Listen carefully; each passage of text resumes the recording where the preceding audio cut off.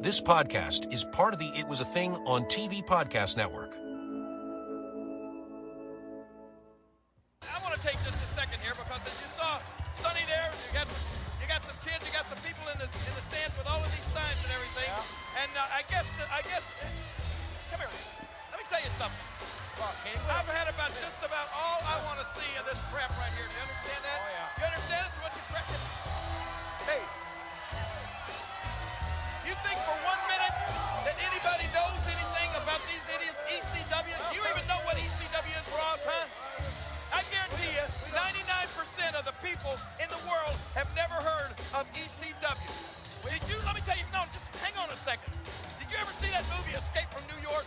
Yeah. Where Manhattan Island was turned into like a prison, yes. A place for a bunch of thugs and misfits? Well, that's what ECW is. It's just a place where a bunch of misfits and a bunch of has-beens who couldn't make it in the WWF have migrated to. And it's up in Philadelphia, Pennsylvania, and every week I'm sick and tired of idiots like this coming and waving signs in my face and waving them on this TV show. I'm sick of it. Well, you know what? Well, I'm not taking it out on you. I'm telling everybody. Hey, I had a friend of mine go to a WCW match down in my hometown of Memphis. He tried to take in a sign that said Jerry Lawler on it. They took it away from him. Well, we believe in freedom of speech. You believe in freedom of speech? Well, I don't. I think this stuff is a bunch of crap. Well, you understand that? Some people like it. I'm going to tell you something. All you ECW Extreme Championship Wrestling goobs, I'll tell you what I'll do.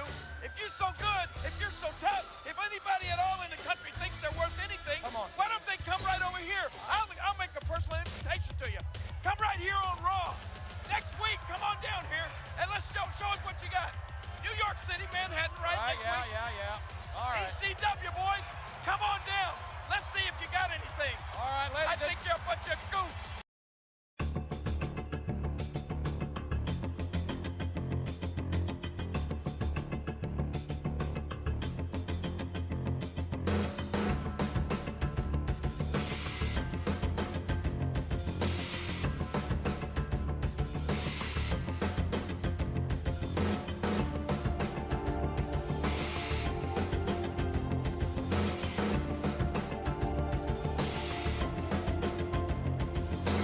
Folks, it's once again time for the Squared Circle Time Machine as we are about to get extreme.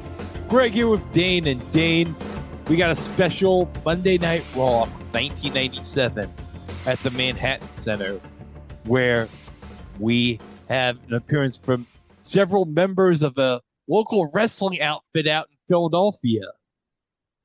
Local outfit from Philadelphia, you say? Yes.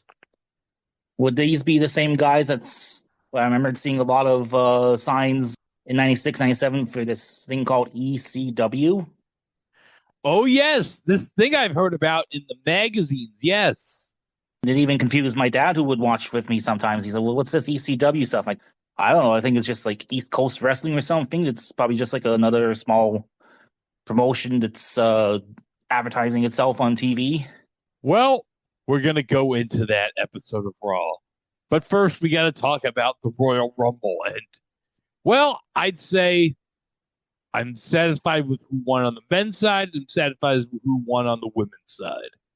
And big ups to the women's Rumble match itself. Like, it was pretty decent for everyone, and mostly in their cat suits there, looking like Power Rangers.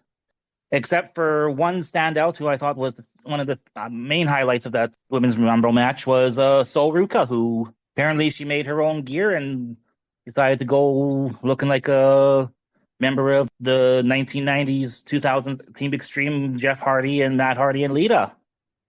Oh, good for her. I do want to say, though, how is it that even in Saudi Arabia wearing these cat suits, they managed to be more sexy in these cat suits than they would have been if they showed skin? It's confusing. And I guess also for all the older, younger millennials of a certain age, they're all popping big for Roxanne Perez cosplaying as Chico from Kim Possible. Oh, yes, that got me a little excited. I'm not going to lie. Yeah. But the big surprise was Brie came back. Yeah, so all you sickos with your blood money stuff, how do you think Brian feels about getting shares of the blood money through Bree now. Yeah, I bet he doesn't give a shit. Yeah. Although apparently, if you believe Bubba Ray, if Bree's there, Brian's not too far behind. But I don't know what he's gonna do other than maybe announcing, or maybe he'll be the permanent GM for NXT since he's got some experience in that. Oh, yes, because we got to get to the big news that came around the bike this week. Oh, Dwayne's daughter's gone, Dane. Oh no, maybe Brian Alvarez might actually now enjoy NXT now. Doubt it. But you know what? I give her credit. She made the most of her role. Yeah, she was okay. I mean, they tried with her wrestling there, wasn't going to work. They tried her with the authority figure, GM, director authority stuff, and it wasn't cringe-inducing like a lot of people seem to make it out, but obviously the highlight was just recently with Ethan Page and Mr. Iguana there, with Mr. Iguana stealing Page's car. And she's like, well, what do you want me to do? Tell the cops that an iguana stole your car? Speaking of which, I'm kind of confused because AAA now has their own weekly show in Mexico on Fox, and actually it also gets rebroadcasted on the WWE YouTube channel. On there, they had the blow-off match between Loa Vice and La Hierda for the affections of Mr. Iguana. Ooh.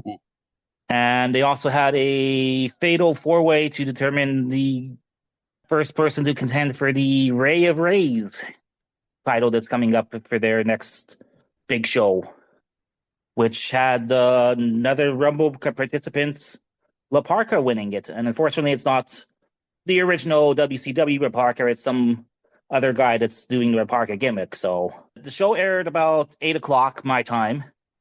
Meanwhile, Lola, Iguana, and Parker were all still in Saudi Arabia. So obviously it's taped, but I wonder what their taping schedule is like for the AAA show, which also I kind of caught.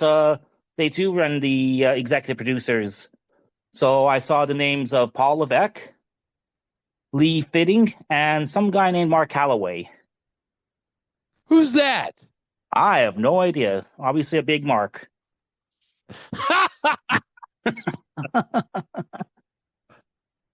A big red mark. You done it there. Yeah, you know you done a big mistake. Okay. Badasses are always kicking assholes' ass. Oh, my. Okay, now we got to get into the part of the show where we just make fun of Dave for being an idiot. Oh, boy. Because he is contending that last week's episode of AEW Dynamite, when you factor in the 11 billion viewers on Max, they outweigh Monday Night Raw, which is number 2 in the Netflix top 10 right now. Well, I kind of saw something they were talking, some kind of story now that they've kind of monkeyed around with the Nielsen ratings now. Like they've changed the metrics, I guess, for measuring it. So probably factor that into Meltzer math. And well, hey, Dynamite's the number 1 show in the world now. I'll give them kudos for this week for the F Ice chant the crowd did for Brody King and MJF. Oh, yeah. Well, at least it wasn't as awkward as being in a Hangman Page match. Oh, if it was a Hangman Page match, there might have been a chant of him taking a photo with Morty Skrull. Oh, jeez. Well, we'll see if because I guess now they're getting a little bit of mainstream pub, so let's see how they'll squander it away by having the fact that Brody King squashed their world champion in 2 moves, and then next week, I guess, or whenever Brody and MJF face off again. So Brody's going to get the title, basically, is what I'm getting at, right? You'd think at least it'd be somebody new. Yeah. Which would be a good thing, because god damn, it's like the same 4 or 5 people on top in AEW. Yeah. It's what? MJF, Moxley, Hangman. Occasionally Kenny and Swerve. Yeah. When's the last time Kenny had the belt? Probably before he went off for his diverticulitis. Okay. I was trying to think, was that the last time he had the belt was when they were doing the stuff with Impact? I think that too was because he was doing his belt collector gimmick that time and had good old Dirty Don Phallus with him. How many people in that Don Callis favor there now? 16, 17, 18? I've lost count. Had a million people in his stable, never drew a dime. All right. Well, now let's go into Monday Night Raw for February 24th of 1997. And we are live at the arena where it all began for Monday Night Raw in the Manhattan Center. Now, the reason we're having this episode with a small roster in the WWF is just about everybody's in Germany. Yeah, and we'll find out later as well, too, in the promo that the tour in Germany right now is much more news-shattering and news-making than the fall of the Berlin Wall, according to Vince. Oh, is David Hasselhoff going to do a number there? Maybe. Well, we can only hope. In the words of the late, great Norm Macdonald, Germans love David Hasselhoff. Okay, well, let's go into our opening match as it's the Godwins of Henry and Phineas taking on the debut of the new Blackjacks. And who makes up the new Blackjacks, Dave? The former Barry Windham and the future JBL. Blackjack Bradshaw and Blackjack Windham. Yeah, they're supposed to be made up like the original Blackjacks of Mulligan and Lanza. Yep. I thought I read or heard something that there's even familial ties to it too, because I think Bradshaw is like a distant relative of Blackjack Lanza. Oh, I mean, obviously, Wyndham is the son of Blackjack Mulligan. So. Oh, yeah. All right, so let's get into Scott's review of this opening match. This is the debut of the short-lived revamp of Bradshaw and Barry Windham. Big brawl to start, and Henry slams Windham, and Phineas dumps him in the corner. Over to Bradshaw, who can't overpower Pig. So he slugs him in the corner instead. Pig, for those who don't know, is Phineas Godwin. Phineas I. Godwin. Oh, yes, because they got to get the pig joke there. Yep. An elbow misses, however, and it's back to Henry for a quick double-team elbow, and that gets two for Henry. Clothesline as the rough and tough Cowboys continue to bump all over the place for the pig farmers. And finally, Wyndham gets a cheap shot and drags Henry out to beat on it. Back in, Bradshaw gets two. Wyndham gets a backdrop suplex as we cut to a visiting Ultimate Fighter in the audience. Someone named Ken Shamrock. Oh, that Ken Shamrock guy. I've heard of him from the UFC. Kenny Shamrock, what's he doing here in the Raw Zone? We don't call it the Raw Zone, Dane, until 2001 after 9/11. Oh, okay. Remember when they had to call it the Raw Zone because, it'd be insensitive to call it the War Zone after 9/11, so we got to call it something else. Yeah, and then all the face Canadians had to become American all of a sudden because freedom. So we had like Jericho now being introduced, born in Manhasset, New York, which was true because I mean, Ted Irvine was playing for the Rangers at the time. Oh, yes. And of course, He Who Should Not Be Named was now billed from Atlanta, Georgia, because that's where he was now residing, and that's where the bad thing happened with him. And, well, yeah. Yeah. And Christian, wasn't he billed from Tampa? I think he was billed from Tampa, but then that's when he became an American and with slants and test, and they were going to take a leak at the Ground Zero, I think, or something. Was a proposed angle for that whole thing. Well, okay, here's the thing. Let me explain this. Okay, years ago, I heard something about cutting a promo at Ground Zero on Live via Wrestling from Jeff Merritt. And so one day, I want to say this was like mid-late 2000s when Lance was on Figure 4 Daily with Brian. I asked this question in the mailbag, and Lance said, as far as he knew, nobody ever told him anything about a promo at Ground Zero. So that's from Lance himself. So Lance says it didn't happen. It didn't happen. Okay, where was I? Oh, yeah. Ken Shamrock's at ringside, and maybe he's gonna put one of those WWF superstars in the octagon. Well, he does no submissions, and I think there's some kind of submission match happening at WrestleMania the 13th. Oh, at the Rosemont Horizon, yeah. Yeah. They could use somebody who's an expert at that. He's a self-described submissions expert, so. Bradshaw pounds away with forearms in the corner, but runs into a boot, and it's tags on both sides. Phineas puts Wyndham in a sleeper for God knows what reason, and Bradshaw breaks it up with a clothesline from hell to finish at 5:51, despite the foot being on the ropes. Another ref tries to overturn the decision to no avail. It's funny that they cared enough to protect the Godwins. This one pretty much killed the Blackjacks out of the gate, although it's not like the original team was such a huge draw that they needed another one. Star and a quarter. Yeah, and also I think the referee gets a slop bucket to drop from the Godwins for good measure and for them to regain their heat. Oh, well, it's Mike Chioda who gets the slop bucket, so I want to play for you right now. Do you want to see Mike Chioda get slopped? I would love to see Mike Chioda get slopped. Oh, here we go. You know what they say back in bidders, don't you? Manure happens. What? Wait, what are they going to do now? Oh. No! No! The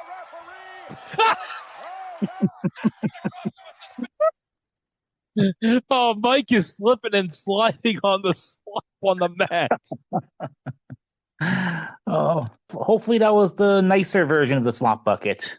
You know, it's a good thing Mike had those mats there to protect him, because if this was Bill Watts WCW, oh man, he'd get fucked slipping on that concrete. Crack a hip or crack a skull open yet?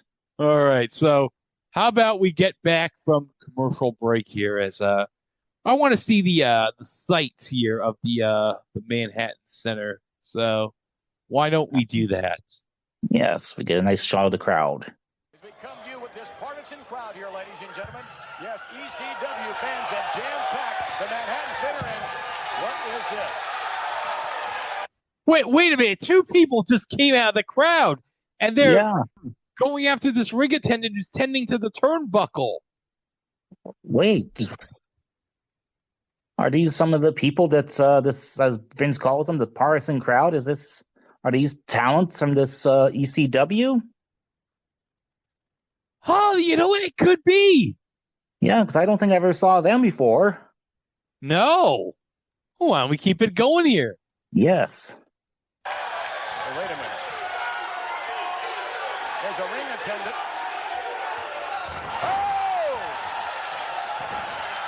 Oh, it's Paul Heyman. It's Paulie Dangerously, Dane. Paulie Dangerously. Last time I heard of him, he was in WCW with having a Dangerous Alliance. Yeah, well, apparently I heard that he's now running this ECW. Oh, wow. Yeah, well, hey, when you run a Dangerous Alliance, certain people in Philadelphia know you mean business. Oh, yeah? Wonder if he put out a call to good old Buddy Hackett and Soupy Sales to make sure that things are running smoothly.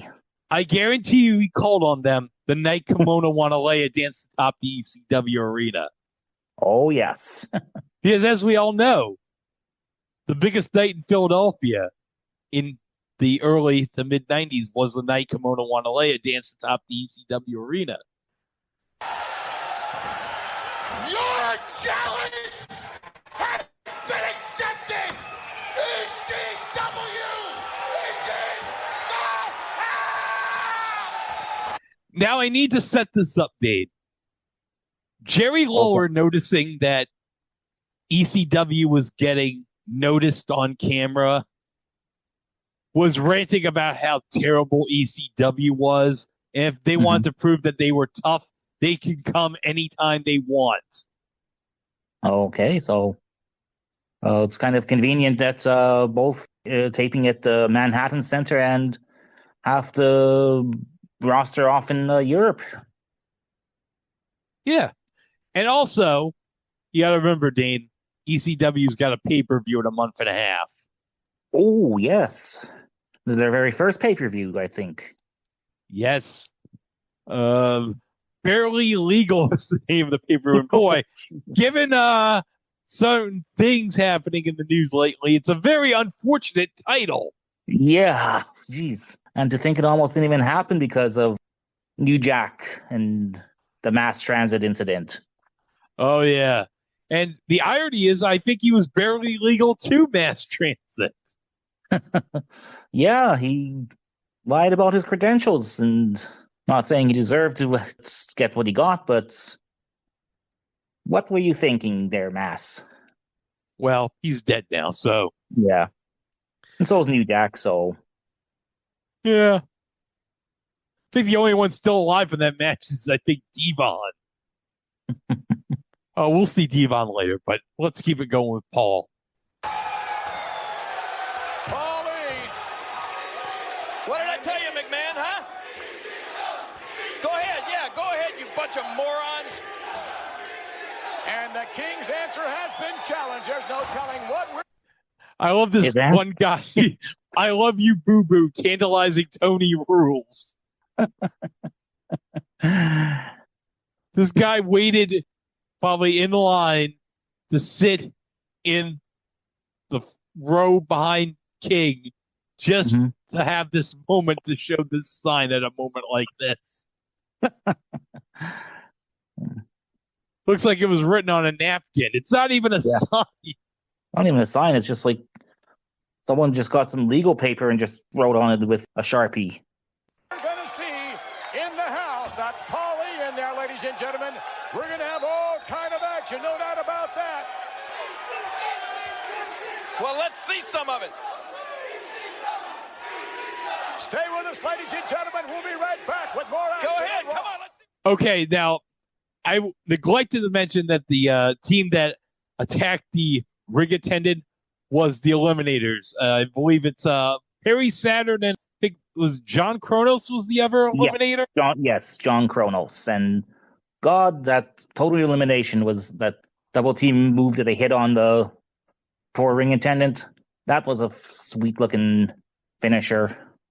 Oh, yeah. The only thing missing, though, is Joey saying, "Total elimination!" Okay, so we're back from commercial break. We got this nice shot here of Times Square, and we got this truck here at 9:04 in the video for Sonny's Inc., 758 10th Avenue, New York, New York, 10019. I'm guessing the phone number is still active because if it was later in the show, they'd put under the phone number of the truck, phone number not active. Not active, yeah. All right, let's get back to Paulie at the ring.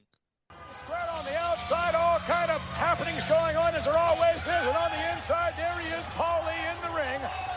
Ladies and gentlemen, on behalf of Extreme Championship Wrestling, I give to you from the full-blooded Italians, Little Guido! Little Guido, McMahon, huh? Yeah, whoa, boy. He's scary looking, isn't And he? I think it's time to hit the music of Little Guido's opponent. The music of the opponent. What? Wait a minute, Dane. What are these people right here? Wait. What? What the? They're all in blue, and it says BWO. No, not NWO, Dane. No. Wait, what is- that one guy. That one guy looks familiar. That's the blue meanie. The blue beanie. Yeah. And I think I recognize good old skinny boy Stevie Richards. Oh, apparently this third guy here is Hollywood Nova. Hollywood Nova. Yeah, and who the hell is this guy here dressing up like Six Pack? Oh, wait a minute, Dane. I just got a note. He's referred to as 7-Eleven. 7-Eleven? Oh. Okay, now, Dane, we made some unfortunate comments about Barely Legal, and I gotta Yeah. I gotta rip the Band-Aid off right now. 7-Eleven is portrayed by Rob Feinstein. Oh, good old Rob Law. I'll pretend you said 18 Feinstein. Oh, And to think that's how Ring of Honor got started, folks. amazing. Like, I think both Rob and Gabe Sapolsky, I think that's kind of how he got into because I think they were both members of the ECW street team. Like, they would do all the gopher work, like throwing out flyers and getting the tapes out for the fan cams and stuff like that. So, Okay, so this big Stevie cool guy here is going to say something to King. oh, So let me play it right now. Oh, wait a minute. I think we're going to get a word here from Big Stevie Cool. From the Blue World Order, brought to you by Extreme Championship Wrestling. Jerry the King Lawler, on behalf of the ECW and the Blue World Order, we have only 3 words for you. Uh-oh. Uh-oh. We're taking over! I love Jerry's got this look on his face like, what the fuck am I looking at right here? I didn't come up with half this crazy kind of shit when I was booking Memphis, did I? Also, it's kind of amazing, like, how Stevie's voice before all the throat surgeries and everything. Oh, It's so weird hearing Stevie now with all the YouTube clips with like his voice now, but it's like so weird. Like that was his voice like almost 30 years ago. yeah. Well, I think he even started getting that problems like even when he was in the Right to Censor. Those pretty much, the Right to Censor is here. And just remember, Stevie was in the main event angle on the No Mercy because Big Show was in OVW at that time. For some reason, Yeah. I guess Stevie politicked with somebody at THQ to get it when Big Show wasn't going to be in the game, I guess. Yeah, well, All right, let's get back here. yeah, let's see, because I think we got some words as well from the blue guy. The blue guy, huh? Yeah. Hey, Well, you invited him, King. Burger King man, Uh-oh. say hello to the blue guy. Say hello to the fat guy. Say hello to the fat. Why could they have Blue Meanie be the fake Razor now that I think about it? Stevie Richards and Blue Meanie would have been best as fake Razor and a fake Diesel. Oh, yeah, it would have been way better than Big Titan and Kane. Yeah. Okay, well, let me go to Scott for Little Greedo and Big Stevie Cool. Vince's nonplussed reaction to the BWO is surreal stuff. I'm pretty sure that Rob Feinstein's appearance here at 7-Eleven is his only Raw appearance. It is, Scott. Stevie gets a blockbuster slam on Guido and a side slam. Awesome bit on commentary as Lawler calls the BWO a ripoff, and Haven immediately responds, "Who are they ripping off?" in a great moment, leaving both Vince and Lawler completely speechless. I think Vince like comments, well, I think they're parodying the new fashion line that says New World Order. Oh, wait a minute, Dane. Somebody's coming in to distract Big Stevie Cool. So let me play it right here. 12:06. Certainly this has nothing at all to do with the clothing line Okay, who of says that? NWO. Who that is? Yeah. Well, that's... Is the ECW heavyweight champion of the world, the David Koresh of wrestling himself, Raven. Oh, wait a minute, Paul Pat. Raven, huh? Raven. And he's the ECW World Heavyweight Champion. Yes. And as Paul described him, the David Koresh of wrestling. This Raven guy looks awfully familiar to me. Yeah, he does. Looks like as if Johnny Polo did Brewster's Millions with someone and lost all his money. Now he looks all disheveled and decided to start listening to Dinosaur Jr. music. What a mark. What a mark. Okay, back to Scott. Whip into the corner gets 2, and Guido hits a chin lock. Bulldog gets 2. Stevie comes back with a famous serve for 2, which sets up the power bomb and Stevie kick to finish at 3:37. Vince again reiterates that they're not to be confused with the New World Order clothing line. Match was nothing special. 1 star. I don't know. It wasn't anything special, like Scott said. There was just a good exhibition for the other side of ECW. Because, I mean, we always heard about all the crazy stuff like the weapons and flaming tables and barbed wire. But then we forget that there's like some good technical wrestling there. And when I started watching ECW on the regular in 98, 99, Little Guido was one of my favorites in that promotion. So we did get an interview during the match with Goldust being asked about his thoughts about ECW. Oh, God. Yes. This whole promo was just...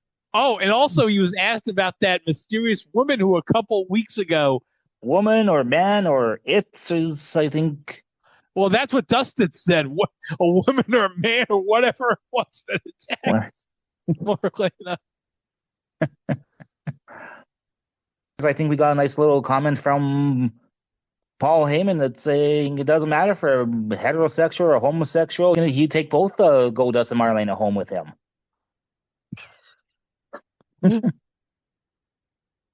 Which I thought was actually pretty progressive for 1997.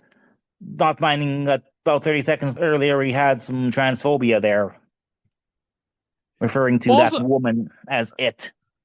Yeah. Also, remember, Dane, we're probably about maybe, I think, 2 months away from Ellen coming out. Oh. Yeah, so we're not quite at the big moment for the LGBT community on television yet. So that's kind of progressive from Paul there.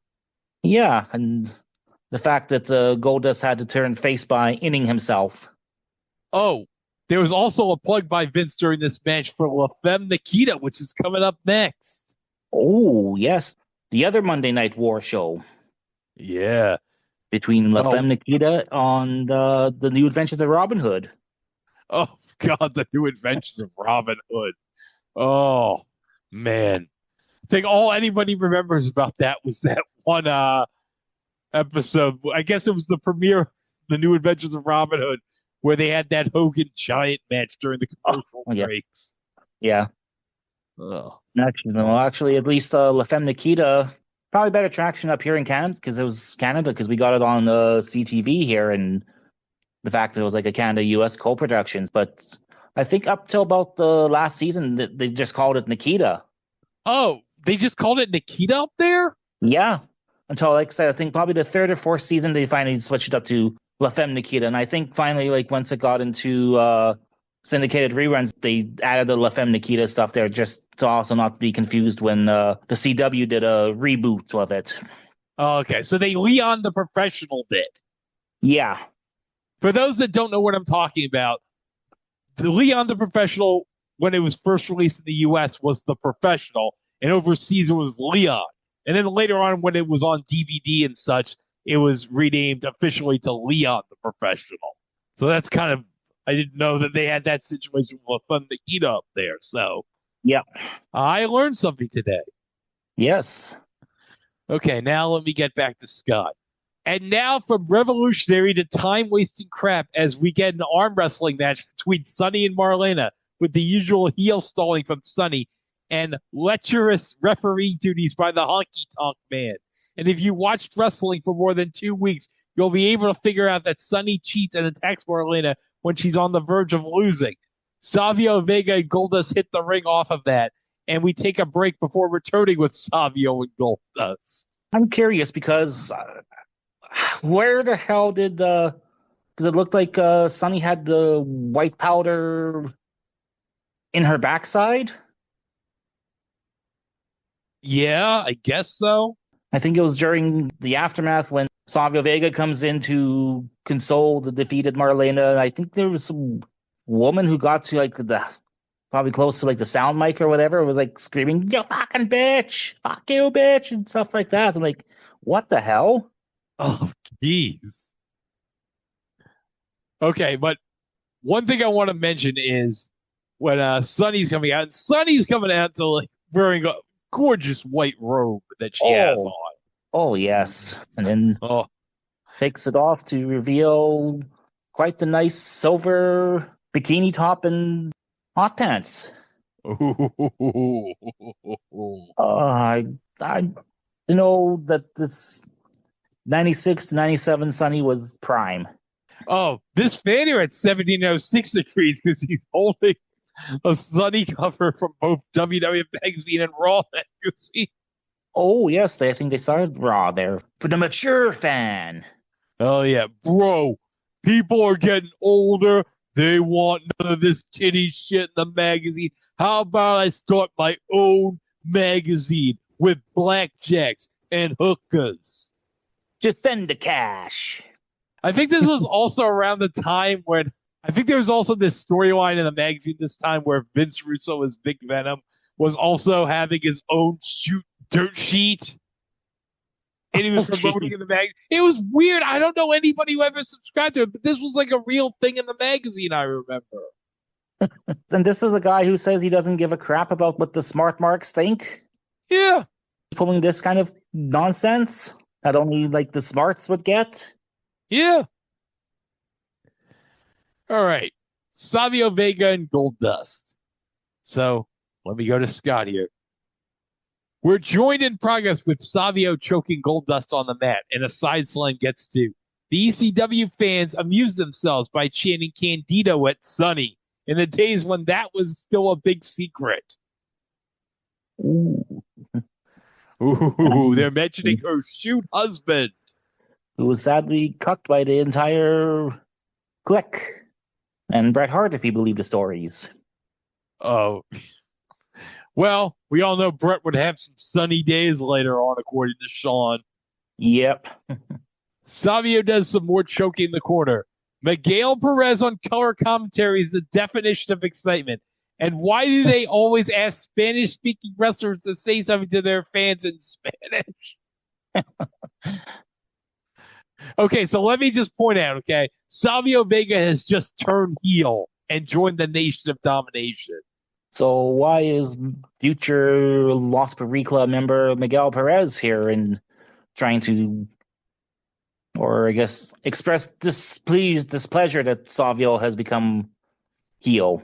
You got me, Dane. I don't get it. But at least it's good that they kiss and make up like a couple of months later when they form Los Pericuas. Yes. And I will say this. The Los Pericuas theme with Savio singing it is a banger. Oh, yes. Manos Periclas, heads up high. Manos Periclas, touch the sky. Oh, I can only hope, because we're recording this 3 days before the Super Bowl. I can only hope Bad Bunny sings that at the halftime show. I'm hoping so, too. Fully in Spanish to make all the maggots who aren't going to be switching over to watch Kid Rock on the alternate halftime show. Oh, because as we all know in past episodes of the Square Circle Time, you've expressed your displeasure at Kid Rock by talking about what he's created, combining rock and rap and making it suck. Yes. All right, let me get back to Scott here. Savio dumps Goldust and pounds on him out there, and back in for an axe kick and some more choking. He switches to a nerve hold, but Goldust breaks free and gets a body press for two. Savio takes him down with another kick for two. He pounds away in the corner to maintain the blistering pace of this match, but Goldust fights back with a DDT. Savio recovers first, but misses a splash, and Goldust comes back. A pair of clotheslines, and he gets the mounted punches in the corner, but goes up and gets crotched. Savio makes the mistake of slapping Goldust's ass, however, truly a cardinal error, and gets knocked down. Goldust stomps him, but misses an elbow as to Savio. This is a total train wreck. Savio totally whips on a leg lariat, missing by a foot, and Goldust kind of half sells it as things get more embarrassing by the minute. Finally, Crush runs in for a DQ at 8:27 to Mercy kill this. This just went on and on, half a star. This was not a great thing at all. Like, it was just, I mean, we're still kind of a few years away out of, well, at least a decade out for Dustin getting his second life and becoming a super worker again. So, and Savio, he's like you said, he just turned heel here. So I'm guessing he's still trying to learn the basis of working heel in North America. Because I think, wasn't he heel in Puerto Rico? Yeah, he was TNT in Puerto Rico. Yeah. And his previous heel out win was going to peel back the onions here a bit. The Ninja Quang. Oh, yes. Quang. One of my favorite, best, worst gimmicks from the New Gen era. And somehow he's an unlockable character in the 32X version of WWF Raw. What? Yes, Quang is the mystery unlockable character in the 32X version of Raw, which proves what a piece of crap the 32X was. Oh, God. Okay, so we get a flashback to the time when Jerry Lawler had Tiny Tim on the King's court, and that dastardly king smashed Tiny Tim's ukulele.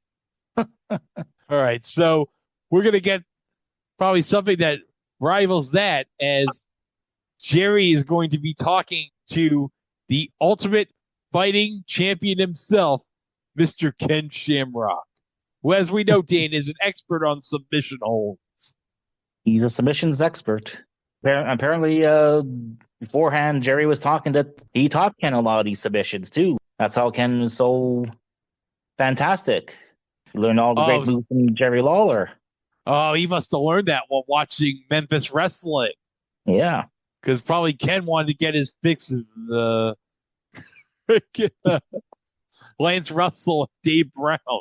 That's what he wanted on a Saturday on WMC in Memphis. All right, let's go to the King. When the King is in town, and I have the pleasure of introducing everybody to one right now, a very big celebrity, I might add, a man who ABC Network called the world's most dangerous man. Are any of you morons here in New York familiar with the Ultimate Fighting Championship? Huh? Yeah. Well, I want to take the pleasure to introduce a very good friend of mine. We go way back. Mr. Ken Shamrock, the Ultimate Fighting Champion. Tremendous athlete, no question about that. Very controversial as well. Ken, it's great to see you again. I want to tell you just a little bit about our background. With my martial art technique that I taught to Kim over the years, I know, Ken, that it's helped.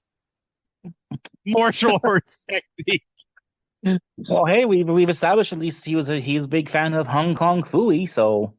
Oh, yes. Well, we don't know that for like another 3 years that he's a big Hong Kong Phooey fan. Yeah. You win a lot of matches, help you become the Ultimate Fighting Champion that you are. And I just want you to tell the people what it was like when you and I used to work out together. Just tell them how it was working out with the King. You're kidding, right? I don't know you. Ken literally did the Mariah Carey meme. I don't know you. No, You guys know him. I don't know you. Wait a never minute, met King. Come him. on now, listen. He never I met him. think you've been bounced around the old octagon a time or two too much. Maybe land on your head. Come on, tell them about how I used to teach you those submission holds. You know, remember when I used to make those guys submit? They're tapping out left and right. Tell them about that. You're a liar. I don't know you. Whoa! What are you trying to embarrass me like this for, Ken? What's the deal here, huh? Imagine that. The King is lying. Tell the people. Come on, what's the deal?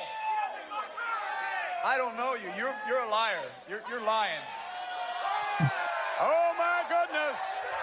Jerry the King Lawler, look at that egg dripping all over his face, ladies and gentlemen. We've got lots of action coming up right here. And then it cuts to Ken doing a shrug. Yeah. It's a living. I do appreciate the fans gave friggin' Jerry's good Burger King chance. Oh, hold on a second. We have coming March 21st on USA Network, the 1997 Slammy Awards, presented by Full Metal the Album.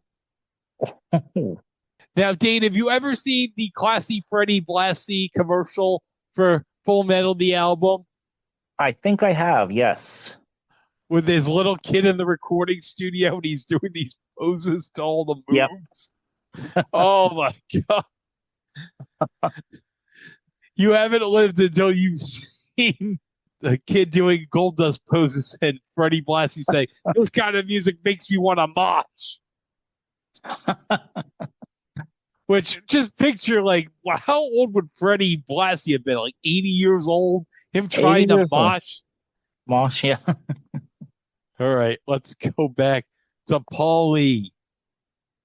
And man, has this show sucked without ECW or what, huh? I agree, Paul. This show has sucked without ECW. As Scott would say, I love shoot comments that weren't supposed to be shoot comments. In the ring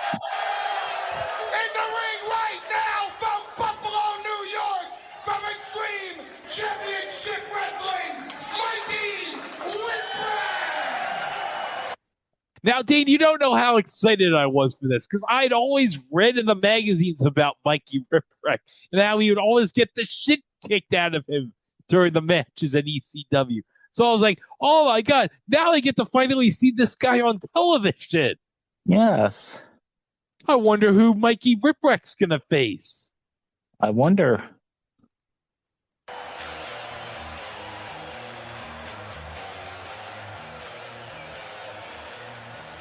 Oh, obviously dub music is obvious, but there's... Oh, it's Taz! It's Taz! Yes! The human suplex machine. Oh, yes. Complete with his team tap outs and Bill Alfonso on the whistle. I'm hoping that we get the similar, because we've already saw that the Rumble there, because we now know that they are finally bringing forth Bloodsport Natty onto the main roster. And she debuted actually at the Rumble with her new theme music as well, too. That sounds like a Rage Against the Machine knockoff. I'm hoping that they also have, like, where she has her own entourage coming out as well, too. Oh, that'd be sick. Okay, let me get to Scott's review of Taz and Mikey. Taz takes him down a couple of times and hits a Northern Lights suplex for 2. Tiger suplex follows, but Mikey gets a sunset flip for 2. Taz creams him, but Mikey evades him in the corner for a bit before Taz whiplashes him on an alley-oop attempt. And then, somebody is going to do a run-in here. Somebody who Taz has a little bit of history with. And let's get to that, shall we? Yes. Well, there's a big one. And believe me, this is not it, folks. Although I must say, we have seen a lot of tremendous action in this. Look! It's Sabu! Hey, wait a minute, It's Sabu! Sabu! Look, wait, the last time I heard about Sabu, he was in WCW for a brief period. For a cup of coffee. What's he doing on top of the Raw sign? Yeah, he's on the R. Why is he positioned like on his knees? What is he trying to do here? What is that crazy guy going to do next? Let's see. Wait a minute! Oh my God! Sabu! Okay, he dove off the R sign, Sabu, but he completely missed all the entourage of Team Taz. It wouldn't be Sabu without a botch of some sort. No, it wouldn't be. Oh, God rest your soul, Sabu. But, bless your heart, Sabu. You always tried. Yeah. Fair points to the Team Taz guys, at least selling that he took them all out in one swoop. I love this little kid here, this little girl at 4115 who's pumped that all these people fell down. The most homicidal, the most suicidal, the most genocidal athlete Sabu, look out! Sabu! Okay, so let me just explain it. Sabu was grabbing a hold of Bill Alfonso, who's blowing his whistle intensely, probably for Taz to try and get him off of him or something, because all the members of Team Taz are down. Yeah. And meanwhile, Taz suplexed Mikey on the outside of the ring and right on top of Sabu. Well, that's one way to break him up, I guess. Yeah. Okay, let me get to the rest of this review here from Scott. Sabu hits the ring, diving off the R and Raw onto Team Taz, but Taz finishes Mikey with the Taz mission anyway at 3:33. Vince calls him Mickey, and Paul counters with, "You need to watch the tapes that Bruce Pritchard leaves on your desk." Jesus.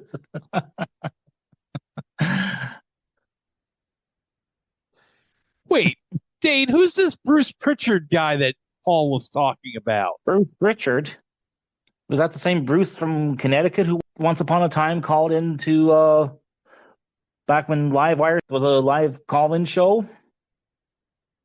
Oh, yeah, and it turned out to be Paul Heyman. Okay, so I should note that we also had an interview with Farouk during this match. Man, for a 3.5-minute match, they sure put in a lot of shit. And people complain today that things are too drawn out and not too much build. Okay, so our next match is the Headbangers taking on the Legion of Doom. Yes, and this was actually built up until this point by Vince, like a big surprise. Oh, yes, because this is the return of the Legion of Doom at this episode of Raw. So let me go to Scott for this review. The LOD returns, although really they had nothing for them to do. LOD cleans house and they work on Thrasher's arm, but Mosh comes in and Hawk beats on him too. Funniest line of the show from Vince: "No censorship here in the WW bleep." Hawk holds a chin lock for a while and gets a drop kick for 2. Mosh tries a sunset flip and gets hammered as a result. Hawk gets a delayed suplex. LOD work on Mosh in the corner, but he fights over and tags Thrasher as he gets nothing either. Animal chokes him out in the corner, but Hawk misses a blind charge, and the Bangers double team him on the floor as we take a break.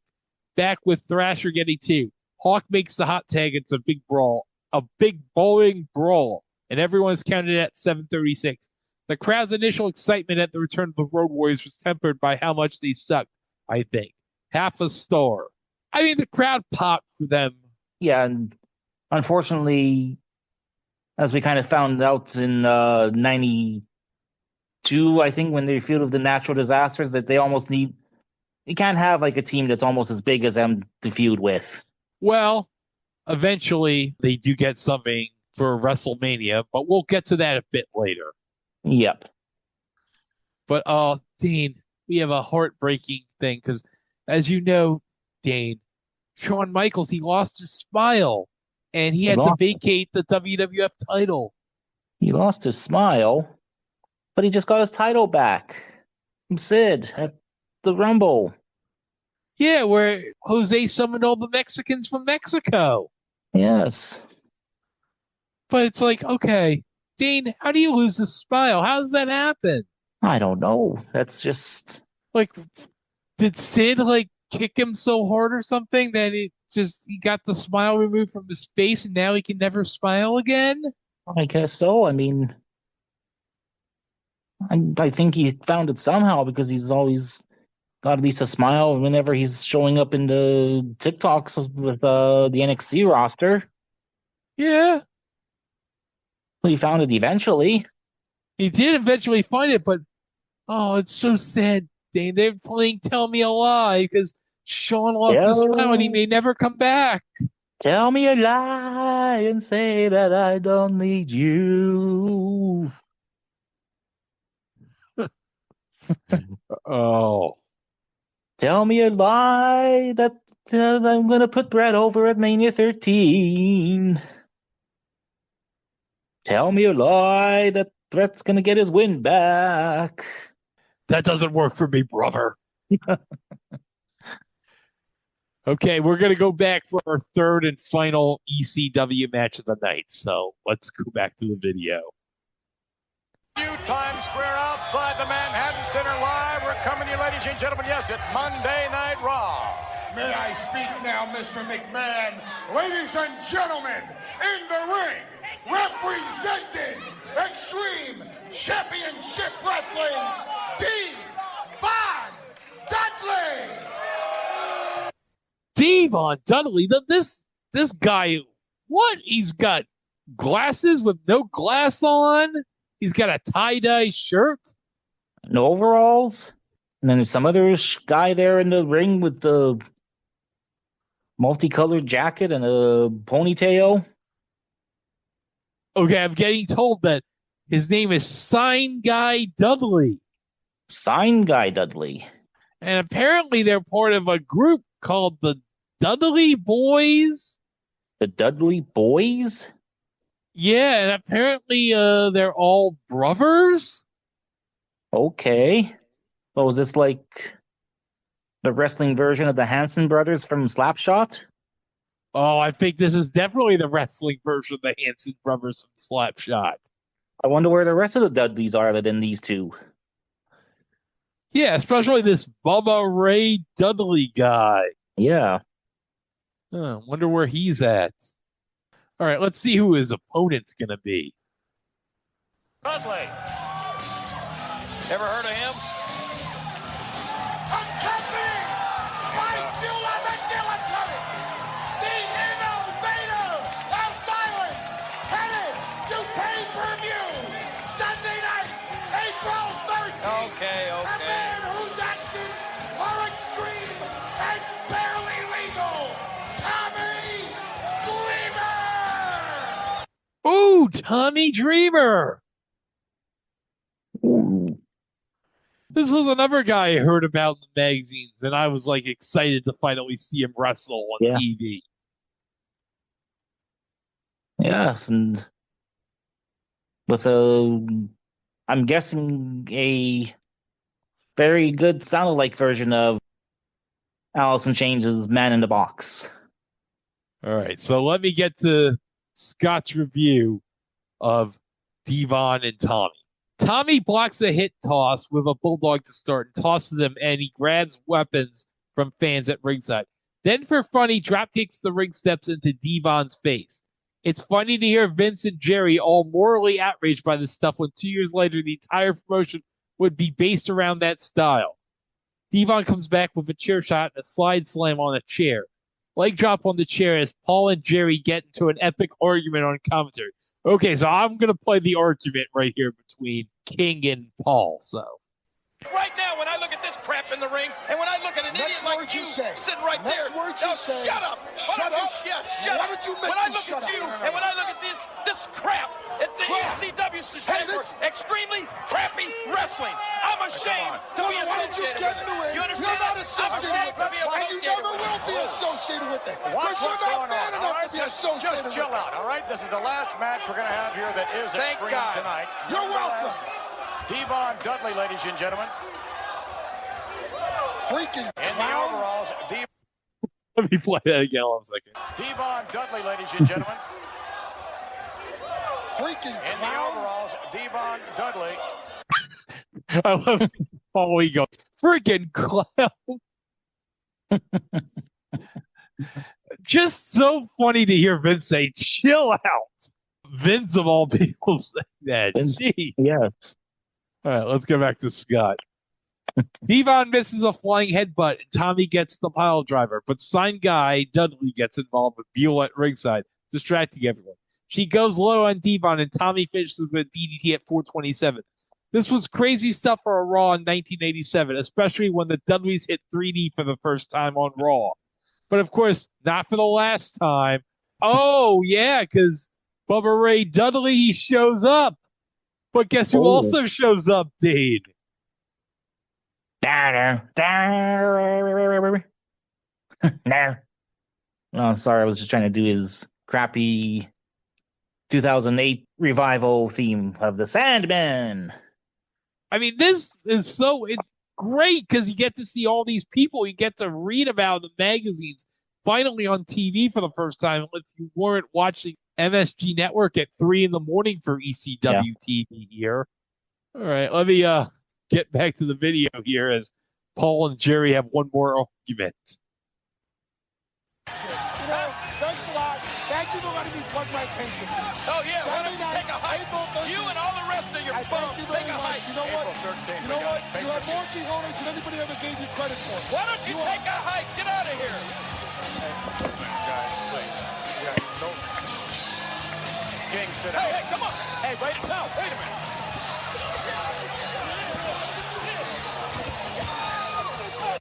Okay, so Paul was going after Jerry. He was going to run and go after him, but Vince was like holding him back. No, Paul, don't do that. No, and meanwhile, we get Taz and the Eliminators coming out to also hold back Paul from going full tilt boogie. And hold on a second, Dane. I think we get the promo that you were talking about the Berlin Wall for next week's Raw. So let me play it here. Germany hasn't seen an event this big since they tore down the wall. The World Wrestling Federation European Championship. It's from Berlin, Germany. It's Raw. And it's right here next week. I also think this is the same Monday Night Raw where Ahmed cuts the epic promo on the Nation of Domination. Oh, yes, with the German guy. Oh, yeah. Justin Faruqa. Haunted singer, VFI, yeah. Watch your ass, sir. Ahmed, Farouk challenged you. Watch your ass. I might play that the episode because, oh my God, that was. Oh, and it's also the promo where Ahmed talks about how the Nation wanted him a Tompkins street fight. He'll come and he'll suck for chumps, but he won't dump on himself. Not this time. Not this time. Okay, so we get recaps of last week's Monday Night Raw, which was the show after In Your House Final Four, where Brett defended the title against Sid. And fucking Stone Cold Steve Austin cost Brett the championship. But you know what? It's a good thing because we got Psycho Sid now back as champion again, so... Yeah, so now we got, and I guess Undertaker is the number one contender somehow. Yeah, so I guess we're going to have Sid and Undertaker in the main event at WrestleMania. There's nothing settled between Austin and Brett here. Like, they've gotten themselves into quite the blood feud here. Oh, Dane, I have something. I have a Superstars exclusive that they showed about Brett's reaction after the match with Sid, so I want to play this. The WWF champion. Where is he? Yeah, everybody's short. Where is he? Okay, now, Dane, can you describe what's happening here in the video? This is backstage, and Brett is got his hair all disheveled, and he's wandering. He's like, "Where is he? Where is that son of a beep?" And right behind him is Vince, and wow. In retrospect, boy, was this some eerie foreshadowing. Yeah. Brett getting pissed about being screwed, and Vince is right behind him. Everybody saw. Where is he?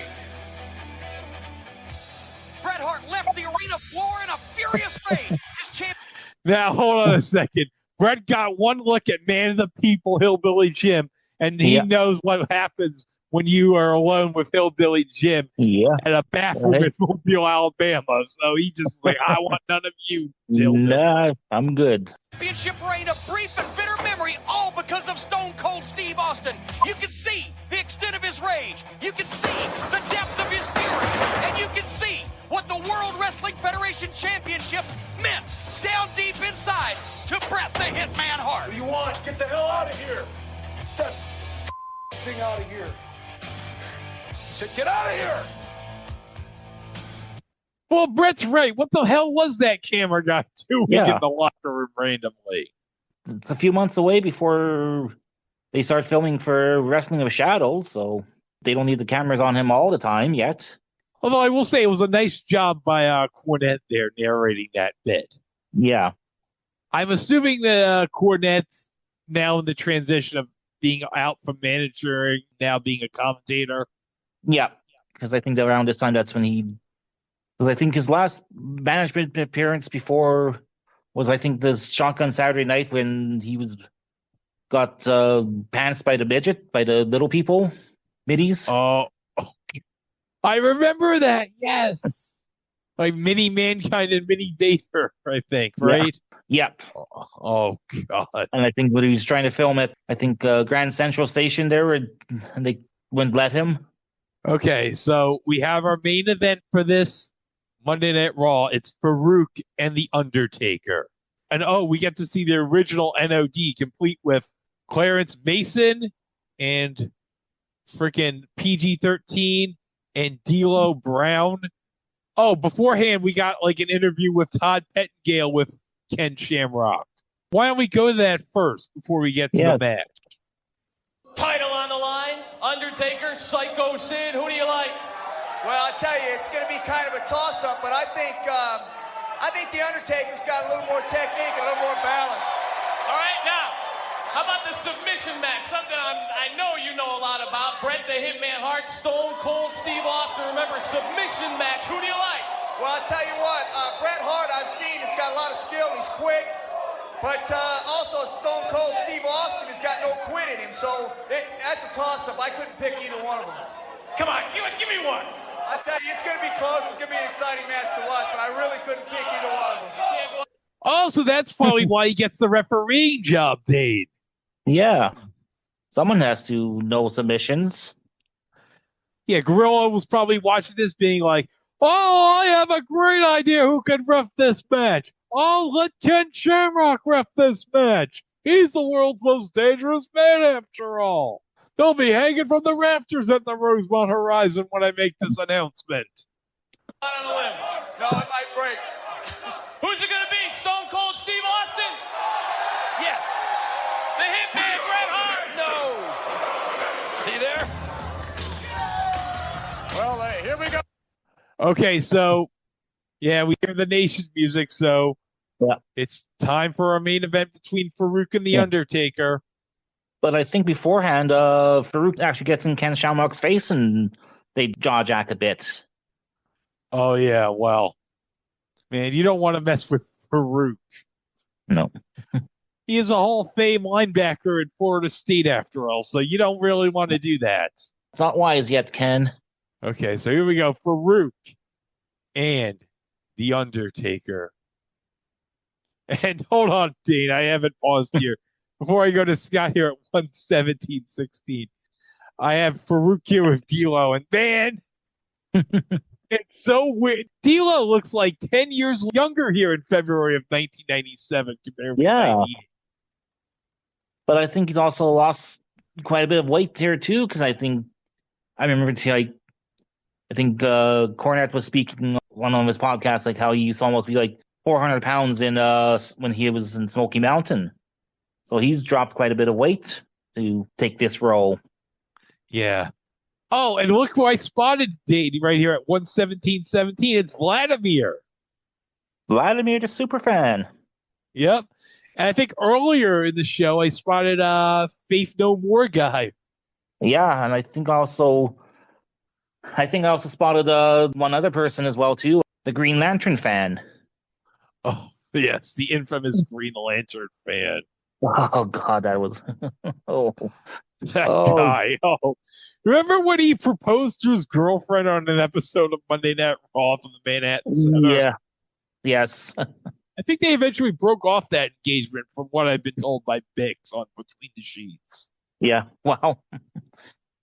And the worst part about him was back in the day when he was posting on the Death Valley Driver review he would post matches, but he would just post the times. He wouldn't post any results or anything. So it'd be like, for example, and he's always usually at the Ring of Honor or Jersey All Pro shows. So it's like, for example, it's like Chris Candido versus Homicide 15-17. What? That's all he ever commented when he talking about the shows. Like, he just gave the match rundown and the times. didn't post any results or any other commentary. Oh, that is bullshit, Dave. Yeah. All right. Well, enough about Green Lantern fan. I need to get to the main event here. Yes. All right. So Undertaker Farouk, let's go to Scott. Undertaker beats up on poor D'Lo, who didn't even have a name at this point, and then hits a flying clothesline on Farouk in the ring. Oh, that was a great flying clothesline there by Taker. He's got his working boots on tonight, boys. Old school rope walk, and Taker follows with an elbow, and Farouk bails. Back in, Taker walks in an elbow, and Farouk walks into a boot to even things up. That gets 2 for Taker. Short clothesline, but he misses an elbow, and Farouk gets 2. He dumps Taker, and D'Lo gets his revenge as he stomps Taker. Back in, Farouk goes to work on a knee, clipping him twice and getting 2 as a result. Taker comes back with a rather impressive famous sir, but misses a leg drop and hurts his knee again. Farouk goes back to it and wraps the knee around the post, but Taker evades a charge and gets a roll-up for 2. Farouk hits the chin lock as the crowd gets embarrassingly thinned out, with tons of empty seats after the ECW guys are gone, while the supposed big stars are in the main event. Yeah, it's clear who was here for ECW on this show. Yeah. Taker fights back, but Farouk power slams him for 2. He goes up and Taker power slams him off the top to come back. They head out, and Farouk tries to use the stairs, but gets them kicked back at him. That looks pretty laughable compared to what Dreamer and Devon were doing to them. Back in, Farouk gets a pile driver, but Taker no sells, and Savio runs in for a DQ at 10:56. Why am I not surprised? Dull but watchable, 2 stars. I think we would get a better Taker Farouk match later on in the year at King of the Ring, so this showed at least potential for a good match. But of course, that as the style of the time was running in DQ for Nation of Domination matches, so yeah. But wait, I think we get some unlikely heroes coming in to make the save. Oh, yeah, let me play it here, because we got 30 seconds left. Let me play the last 30 seconds. Undertaker now. Wait a minute, look out! Nation of Domination members coming in. They're ganging up on the Undertaker. Oh, wait a minute. It's the Legion of Doom, Dane. Oh, you don't suppose this is building towards some kind of LOD, NOD match somewhere down the line? Oh, the Battle of the ODs. Dane. Yeah. Oh, that came out so wrong now that I think about it. And very wrong, too, thinking about poor Hawk. Oh. Poor Hawk, yes. Oh, I'm going to go to hell for that one. yeah. We got 14 seconds left, and D'Lo's just in the ring by himself here. I wonder if somebody's going to attack poor D'Lo. The Road Warriors coming into hell. D'Lo saw Hawk coming at him like, no. I saw what you did to those poor jobbers in Georgia. No. I just saw you clear out PG-13. No, the Queen's going to name Big Ben after me in a year and a half. Don't do this. The Undertaker, along with the Legion of Doom, cleaning hell squad. So as we get the copyright. Okay, can we describe what happens to poor D'Lo? Yeah, Hawk tried to throw D'Lo over the top rope, but one of the guys from PG-13 ran in between, and ran in between and kind of did almost like a clip tackle. And Hawk was like, I'll just lazily throw you over the top rope. You got lucky this time. Too bad it cuts off before we see. Oh, yeah, we do get to see that one guy from PG-13 get slammed. Oh, good cutaway there at the right time. I would have gone to bed at night wondering, did that one guy from PG-13 get slammed by Animal? Okay.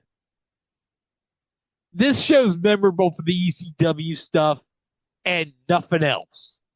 Yeah, exactly. That's, like I said, good exposure for that fledgling Philadelphia promotion.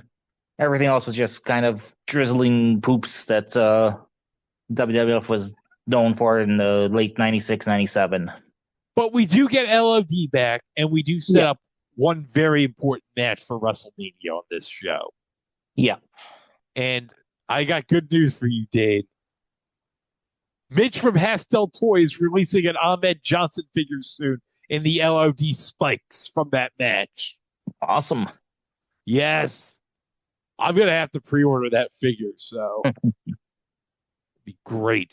Be great on my wall because I got right now the Kayfabe Heroes action figure of Barry Horowitz in the green tights. Mm-hmm. So, yeah, just what I want. I want to have LOD Ahmed next to Barry Horowitz. Dream come true. Okay, well, that was that Monday Night Raw at the Manhattan Center. It was great to see Raw back at the Manhattan Center, I gotta say. Yeah, you'd wish that they would do more. Well, I think they kind of did that with when they did the Raw 30th. I think they tried to do where they split between the Manhattan Center and whatever other arena they were at. I think they were at the Barclays Center for that. Oh, okay. So that was all in New York, I remember. I think that was the 25th anniversary, 2018. Oh, okay, yeah. All right, so that does it for Raw from February of 24th of 97. But, Dean, in our next episode, we're going to go back to 2010 TNA. And we're going to have a one-night tournament to decide the number one contender for the TNA World Heavyweight Championship. That sounds like some great innovative ideas from our team of Eric Bischoff and the Hulkster. Oh, yes, because it's something called the 8-card stud tournament. Ooh, 8-card stud. Yeah. I didn't know the Hulkster and Eric Bischoff, they're hip on the times. They're getting all their ideas from watching the World Poker Tour, apparently. Oh, yeah. I mean, we had beautiful people playing strip poker there on the first impact of the Hogan Bischoff regime. Yeah. Although, sadly, we didn't get to see Ghost Poker. Sadly, no. Maybe this time we'll get some Ghost Poker. Oh, man. Could you imagine the Pope, Mr. Anderson, Mick Foley, Abyss, and Ghost Drew McIntyre all playing poker? Now that's some quality pay-per-view right there. Oh, we could have that now in 2026 if we wanted to. Oh, yeah. We could have a storyline where it looks like Drew's dead and like he's a ghost. And then we could have Ghost Drew McIntyre being like, I need something to do while I'm a ghost. I'm going to play poker. All right, so that'll be on our next episode. It's TNA Against All Odds 2010. Take a look at us now in our next episode, and we'll see you then. I'm Greg, and that was Dade. Have a good rest of your day, everybody.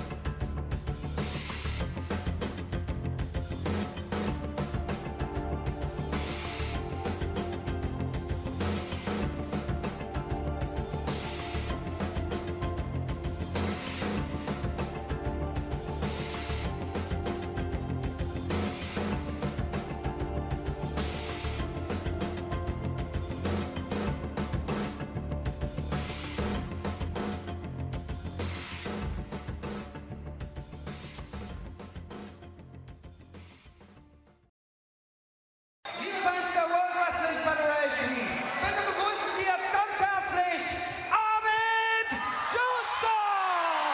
Austin Schaefer, the voice of the World Wrestling Federation in Germany, just introducing one Ahmed Johnson.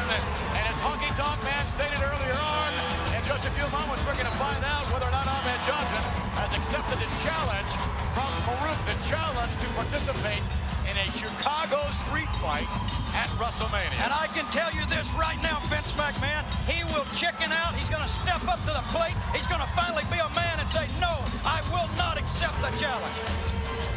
But one thing about it, WrestleMania only happens once a year. There are no events that can even compare with WrestleMania.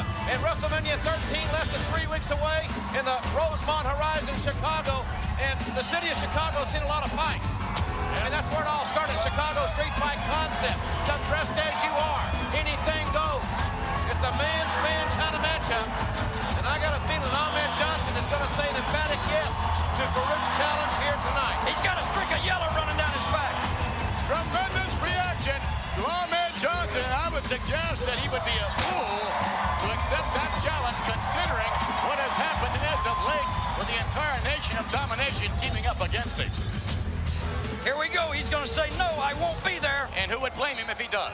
Kürzlich forderte Farouk Ahmed Johnson für WrestleMania 13 zu einem Street Fight heraus. Und jetzt wartet Farouk auf Antwort. Ahmed, Farouk challenged you. What's your answer? Farouk, you want some of me this time to street fight? I'll come. I'll accept the challenge. But I won't come by myself. Not this time. All right, Ahmed Johnson is on his way, but not by himself. You wonder what he means by that. Interpretation. What is going to happen at WrestleMania? Jordan Kabak said he's going down for them. For the German people, I will take him down for them. Ahmed sagt, wird Farouk runterzwingen für die Fans hier